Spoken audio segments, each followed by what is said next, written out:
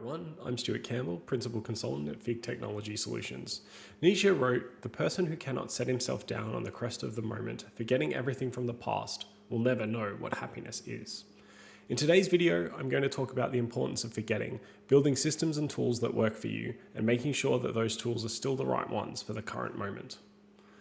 I recently watched Joan Westenberg's thoughtful video essay on deleting their second brain, and it was really striking to me as someone who only a few weeks ago was advocating for the idea of Obsidian as a second brain on this very channel. I'll be the first to admit that I can fall victim to the cult of productivity, and that there is a darker part of my brain that tries to measure my self-worth by how much I have done on a given day. Even as I record this, I can feel the tension in my chest that wants to rage against Joan's point and scream, "It isn't all meaningless." But when I take the time to stop for a moment, I can realize that what works for Joan doesn't have to work for me, but that they really touch on an important point. Our tools need to serve us, not the other way around. We shouldn't read to feed highlights into an LLM so that it can summarize our experience into a tweet-length soundbite. We shouldn't build lists of books and blog posts that if only we could read them all, we would be happy. We need to remember that we aren't the sum of every item we cross off our to-do list in a given day. That maybe what we need isn't a second brain, but what Steve Jobs called the bicycle for our mind, a set of tools that lets us be our best selves in this moment, not to serve some elusive future version. So after watching Joan's video a couple of times and thinking a lot about it over the last few weeks, I came away with two thoughts. The first is that you cannot build someone else's system and have it work for you. As Joan said, every tool shapes the hand that uses it. So it is important that you build and use the right tools for you in the current moment, asking yourself if you even really need a tool, and that if you do, making sure you have a process for reviewing whether the tools you have help you to be the person you want to be, or if they are in fact a constraint, the way you've always done things, and whether this is still the way you want to do them in the future. You should read, watch, and absorb as much as you can find helpful about other people's work and think. It's also critical to take the time to synthesize that information, to take the time and space to test things, and ask if they are honestly right for you in this moment. To have the courage to recognize that something isn't right or doesn't work for you, and that this is okay. It's also important to know when to drop those tools in a moment of crisis so they don't end up hurting you. Like Joan having the courage to just wipe the slate clean once they realized what they built wasn't working. The other takeaway I had is that maybe this idea of building a second brain is the wrong analogy. Maybe what we need isn't a second brain. As Joan notes, it can't be a brain if it doesn't forget things. Being able to forget is core to the human experience. So maybe what we need isn't a second brain, but some scaffolding or support system for the brain we have right now. I'm not trying to build an AI version of me who can do everything for me. I want to build a tool that lets me read without anxiety, know that the tickling sensation at the edge of my memory could be scratched, not feel the pressure to justify how I spent my brief time on the third rock from the sun. One of my favorite episodes of Black Mirror was the entire history of you. It was disturbing because you could see exactly how we could end up here with our Google Glass, or these days Meta Ray-Bans, and omnipresent AI assistants. In case you haven't seen it, in this episode, everyone has a microchip inside their head that allowed them to record everything they ever saw and heard. It was as horrifying as you would expect.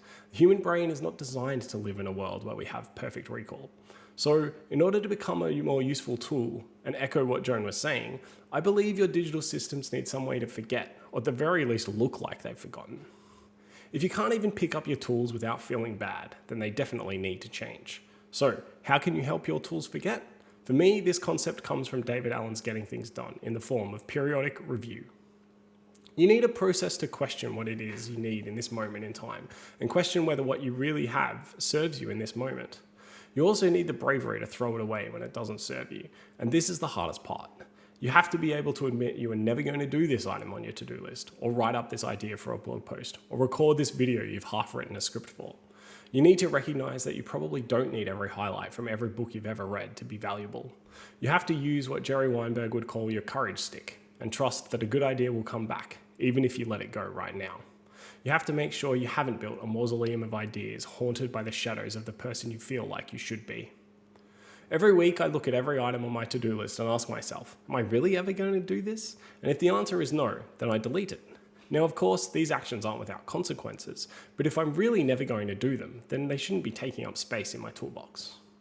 I also go through everything in my Obsidian inbox to make sure that it is still worth capturing, and then file it into one of the filing cabinet drawers I have: projects, areas, resources, or archive. I then review each of my current project folders in Obsidian and ask myself the same question: am I really going to finish this work? If not, then I put it into my archive folder. For me, this gives myself the permission to let it go. I'm never going to go into the archive folder unless I need it, but the fact that it's still there lets me process the anxiety of wasting my time on something. If I've got it in my infinite archive, taking advantage of the fact that a computer doesn't forget means I can give my human brain the ability to forget and trust that if I ever need it, I will find it again. The other process I have is a monthly review of my areas of responsibility, using the ideas of the circle of control, circle of influence, and circle of concern. If you aren't familiar with it, I have a link in the description, but it's a technique from psychology to help you manage stress. The circle of concern is all the things that are outside your circles of influence and control. We can't directly impact anything in this circle, so whilst we shouldn't ignore it, we shouldn't spend a large amount of time worrying about how to change them. The circle of control is everything that we have the ability to shape and manage, including our reactions to things in the circle of concern. And the circle of influence is where the circle of control meets the circle of concern and represents places where what we can control can shape what happens outside ourselves. For me, this process is all about making sure I'm very clear about what are in my circles of control and influence, and making sure both my to-dos and notes setups reflect this.